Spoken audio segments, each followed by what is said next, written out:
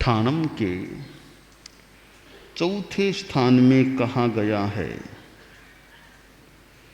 चौबिहे बंधे पन्नत्ते तंजहा पगति बंधे ठिति बंधे अणुभाव बंधे पदेश बंधे। बंध चार प्रकार का प्रज्ञप्त है, जैसे प्रकृति बंध, स्थिति बंध, अनुभाव बंध, प्रदेश बंध। जैन धर्म में कर्मवाद का एक सिद्धांत है। हालांकि कर्मवाद अन्य धर्मों में भी मिल सकेगा। जैन धर्म में, जैन आगमों में, जैन ग्रंथों में कर्मवाद का सूक्ष्म विश्लेषण है। पन्नवना जैसे आगम में कर्मवाद को पढ़ा जा सकता है। और एक मौलिक सिद्धांत कर्मवाद है कि जो भी तुम करोगे उसका फल मिलेगा। नास्तिक विचारधारा में पुनर्जन्म है ही नहीं। कर्मवाद जो जैन दर्शन का है वह जन्मों जन्मों तक संबद्ध रहता है। आत्मा को, जीव को सुख दुख मिलता है, उसका कारण है कर्म। जीव कभी मनुष्य बने, कभी तिर्यंच बने, कभी देव बने, कभी नरक बने, क्यों बनता है? उसका कारण है कर्म। एक जीव मनुष्य ही क्यों बना, पशु क्यों नहीं बना? हम सब बैठे हैं, हम मनुष्य ही क्यों बने, पशु क्यों नहीं बने? नरक में क्यों नहीं है, देवगति में क्यों नहीं है? इसका भी पूरा हिसाब है, कारण है। इस कारण से यह आदमी, यह जीव मनुष्य है, देवता नहीं, नारक नहीं, तिर्यंच नहीं। सारा एक आधार है, इस आधार से मनुष्य है। कोई सांप है तो सांप क्यों बना, मनुष्य क्यों नहीं बना? उसका भी पुष्ट आधार है। इस कारण से वह सांप की योनि में गया है और योनियों में नहीं गया। इस कारण से अमुक जीव देवगति में है, मनुष्य आदि में नहीं गया। तो यह सारा पुष्ट आधार है, वो मुख्यतया या मूलतया कर्मवाद है। कर्मों के कारण से यह सुख दुख मिलना, कौन सी गति में जाना, यह सारा निर्णय होता है। हम मनुष्य हैं, अगली गति में कहाँ जाना है, किस गति में जाना है, यह निर्णय इसी जीवन में हो जाता है। अगली गति कहाँ होनी है। तो कर्मवाद के संदर्भ में ठाणम में बताया गया, बंध चार प्रकार का होता है। पहले कर्म बंधेंगे, फिर फल देंगे। तो बंध के चार प्रकार हैं। प्रकृति बंध, आत्मा कोई भी प्रवृत्ति करती है जिससे वह परमाणुओं को, अचेतन पुद्गलों को आकृष्ट करती है। वे परमाणु आत्मा के चिपक जाते हैं। बंध क्या होता है? बंध का मतलब है दो का योग, दो का जुड़ना बंध होता है। जैसे हम बोलते हैं हमारा संबंध है, वो संबंध बंध ही है, संबंध भी बंध है। संबंध मूल तो बंध ही है, दो का जुड़ाव हो गया, संबंध हो गया। गुरु और शिष्य का जुड़ाव हुआ, वो संबंध कह दें, बंध कह दें। तो दो का योग होना बंध होता है। प्रस्तुत प्रसंग में जीव और कर्म परमाणुओं का मिल जाना, जुड़ जाना, एकामेक हो जाना, यह बंध होता है। तो जो कर्मों का आदान होता है, ग्रहण होता है, वह बंध है। अब उसके 4 प्रकार हैं। प्रकृति बंध, कि जो परमाणु कर्म आत्मा के लगे हैं उनकी प्रकृति क्या, स्वभाव कैसा।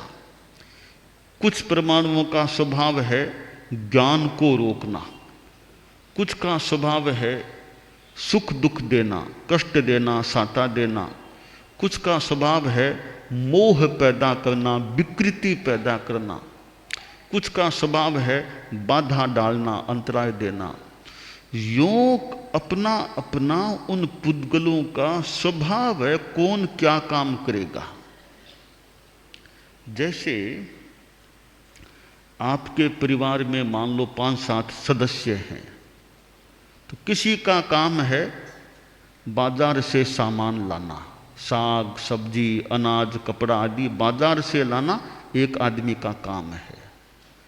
एक का काम है दुकान में बैठना कमाई करना, वो एक आदमी का काम है।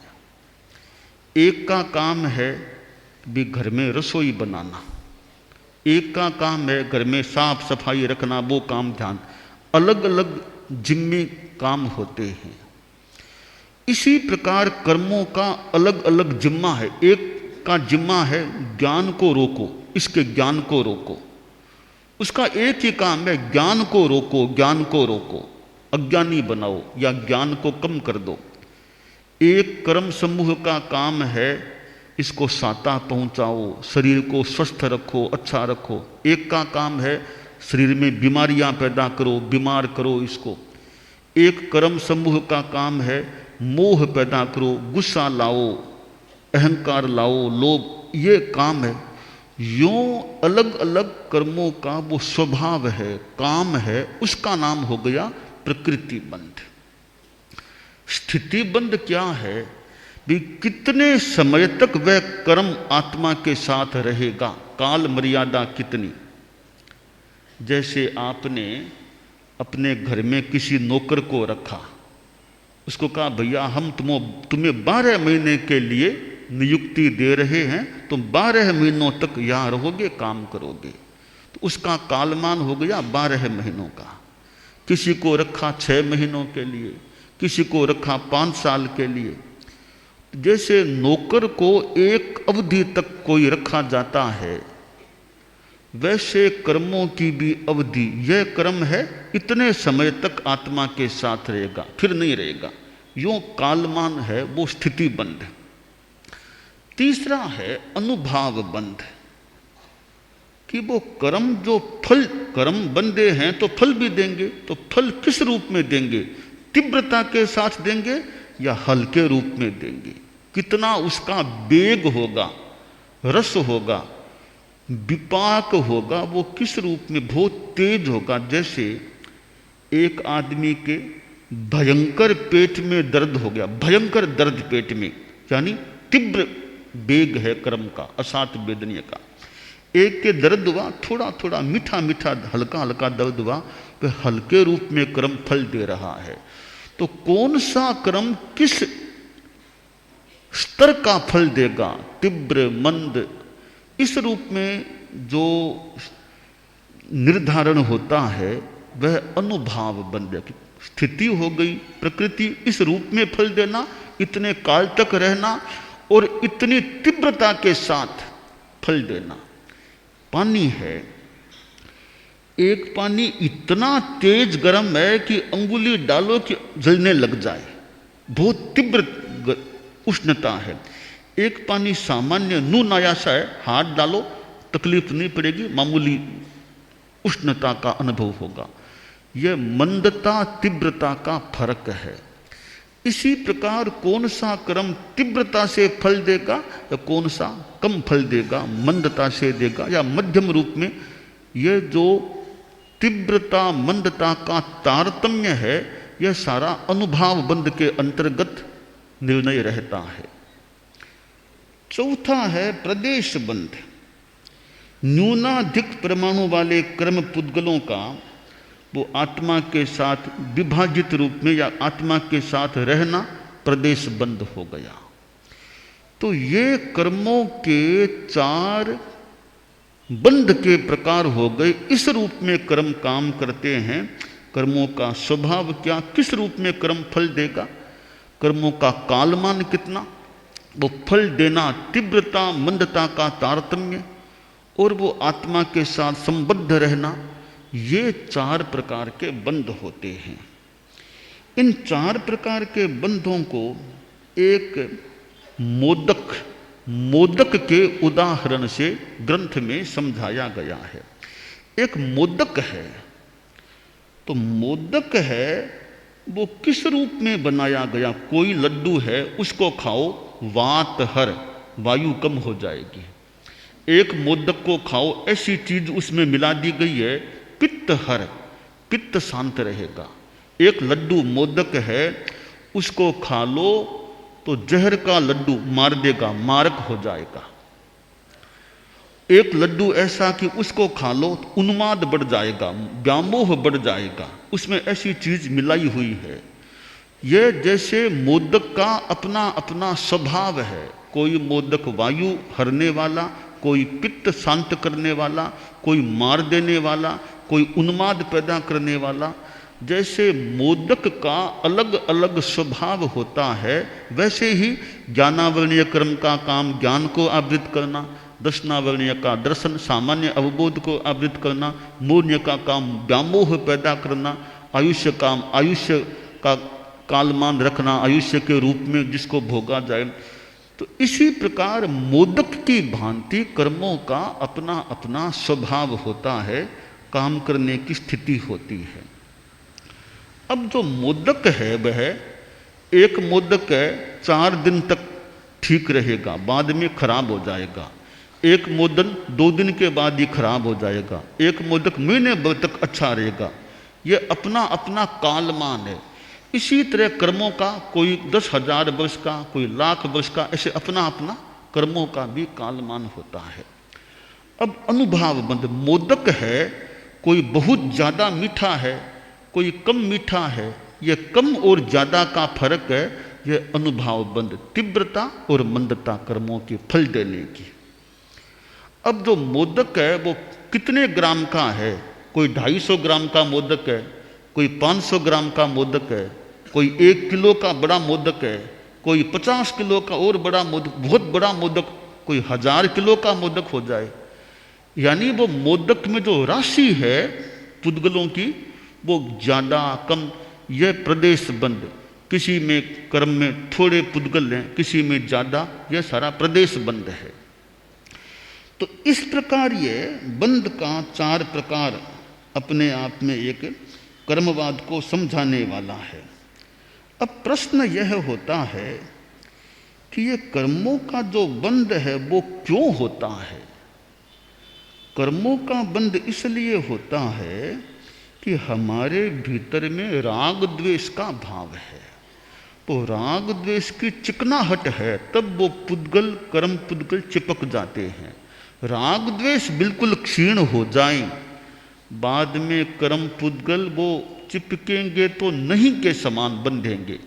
बीतराग होता है 11वें 12वें 13वें गुणस्थान में कर्मों का बंध तो है, उसका नाम है इरियापथी की बंध। वो बंध क्या है, नहीं के समान। कर्म लगा भोगार झड़ा, लगा भोगा झड़ा, एक समय बंधा अगले समय भोगा फिर झड़ा, तो वो नहीं के समान है। वो नाम मात्र का बंध है, विशेष कुछ बंध नहीं। वो इरियापथी की बंध है, क्योंकि चिकनाहट नहीं है, राग द्वेष नहीं तो कर्म टिके कैसे। कर्म को टिकने के लिए चिकनाहट चाहिए, वो वहाँ है नहीं बीतराग में। हम लोग जो राग द्वेष वाले हैं, जिनमें अभी राग द्वेष है, कषाय है, उनके जो कर्म बंधेंगे वो लंबे काल तक टिकने वाले हो सकते हैं। वो सांप्रदायिकी बंध, ये कषाय वाले प्राणी के होने वाला बंध है। तो वो मुख्य बंध तो सांप्रदायिक बंध ही है। बाकी तो इरियापथी की में तो बहुत ना कुछ सा बंध होता है। अब ये जो कर्मों का बंध क्यों होता है, मूल तो राग द्वेष हो गया, साथ में योग भी है, वैसे आश्रव है, मिथ्यात्व, अविरति, प्रमाद, कसा, योग, इनसे बंध होता है। आश्रव मूल कारण है बंध का, कर्मों के आगमन का मार्ग है। अब वो क्या कार्य से क्या बंध होता है? जैसे एक आदमी ज्ञानी के ज्ञान की अवहेलना करता है, विद्वान ज्ञानी के ज्ञान की अवहेलना करे, ज्ञानी की आसात ना करे, या कोई अध्ययन करता है उसके अध्ययन में बाधा डाल दे, अध्ययन न करने दे। किसी तरह जैसे पुस्तक उसके पास थी, पुस्तक को कोई छिपा दिया कि वो पढ़ न सके।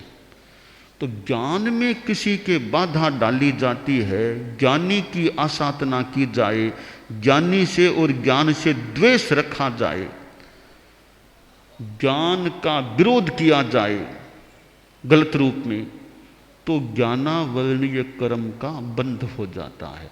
फिर परिणाम क्या आएगा? अगले जन्म में या जब भी उसका फल मिलेगा, वो आदमी मंद बुद्धि रह जाएगा, या तो उसका दिमाग अविकसित रह जाए। कई बच्चे होते हैं ना, अविकसित दिमाग के होते हैं, वो समझते नहीं हैं, पढ़ नहीं पाते हैं, विकलांग से होते हैं। वो मंद बुद्धि बच्चे मंद बुद्धि क्यों बने? संभावना करें उन्होंने ज्ञानावर्णीय कर्म का बंद कर लिया। ऐसा कोई ज्ञान के संदर्भ में आसाधना की है, ज्ञानी से ज्ञान से द्वेष किया है, ज्ञान में कोई बाधा डाली है, ऐसा कोई काम किया होगा कि उनके बुद्धि का विकास नहीं हुआ। कई लोग होते हैं उनको याद नहीं रहता, कुछ याद होता ही नहीं है, बहुत जल्दी भूल जाते हैं। क्यों? कि उनके कोई ज्ञानावर्णीय कर्म का पाप किया हुआ है, कर्म बंधे हुए हैं, तब उनके वो स्मृति ठीक नहीं रहती, पूरा समझ नहीं पाते, याद नहीं होता, बुद्धि कुशाग्र नहीं होती। तो ऐसा काम करने से वो ज्ञानावर्णीय का बंध होता है, फिर उसका फल भी मिल जाता है। एक आदमी है, किसी को दुख देता है, मारना, पीटना, रुलाना, सताना, लाठी आदि से प्रहार करना, अनुकंपाहीन होकर दूसरों को दुख देता है, प्राणियों को किसी को पानी में डुबो दे, डाल दे, तो दूसरे प्राणियों को दुख देने से असात वेदनीय कर्म का बंध हो जाता है। फिर उस आदमी को जब वो कर्म फल देगा, जैसे शरीर में बीमारी हो गई, लकवा हो गया, चल नहीं पाता, काम नहीं कर पाता, दुखता, शरीर में दर्द बहुत होता है, क्योंकि उसने असात वेदनीय का बंध किया होगा, तब उसको यह फल मिल रहा है। अब सात वेदनीय को देखिए, जो मन में यह संकल्प, मैं किसी को दुख नहीं दूंगा, अनुकंपा की भावना, किसी को दुख नहीं देना, तो किसी को दुख नहीं देने की भावना, दूसरों को चित्त समाधि पहुंचाना, ऐसे कार्यों से सात वेदनीय का बंध हो जाएगा। फिर उसका फल मिलेगा, शरीर स्वस्थ रहेगा, बीमारी नहीं होती, सब ऐसी अनुकूलताएं रहती है, शरीर में सब ठीक है, न सिर दुखता, न बुखार आता, एकदम शरीर अच्छा सक्षम काम करता है, भागदौड़ कर सकता है, अच्छी यात्रा, चलना फिरना सब ठीक कर सकता है, सक्षम शरीर है, भले आधा घंटा बुलाओ भाषण दे, थकान नहीं आती है। ये क्यों है? कि सात वेदनीय का उदय है, उसने अच्छे कर्म का बंध किया, आज साता भोग रहा है। तो यह कर्म सात वेदनीय इस रूप में फल देता है। एक आदमी है, किसी के कार्यों में बाधा डाले, किसी के व्यापार में बाधा डाले, और किसी काम में बाधा डाले, दान देने में बाधा डाले, तो दूसरों के सुखों में बाधा डाल दे। खा रहा था, खाने में बीच में अंतराय दे दी, खाने नहीं दिया, बाधा डाल दी। भगवान ऋषभ की बात है ना, बैलों की छिंकी बांध दी, वो भोजन नहीं कर सके, अंतराय हो गई। यानी किसी रूप में अंतराय देना, खाने में अंतराय देना, और कार्य में अंतराय देना, सुख सुविधा में अंतराय देना, किसी की शांति को भंग कर देना, ऐसे कार्यों से जिनसे दूसरों के अंतराय पड़े, अंतराय कर्म का बंद हो सकता है। बाद में जब उदय आता है उस आदमी के भी बाधाएं पैदा होती है, बात बात में बाधा हो जाती, क्योंकि उसने वैसा कर्म का बंद कभी किया था। इस प्रकार ये कर्म बंधने के कारण है, उन कारणों से कर्मों का बंद होता है। बाद में जब उनका विपाक उदय होता है तब कर्म करने वाले को वैसा फल भोगना पड़ता है। इसलिए हमें अपने जीवन में पाप कर्मों के बंध से बचने का जितना संभव हो सके प्रयास करना चाहिए।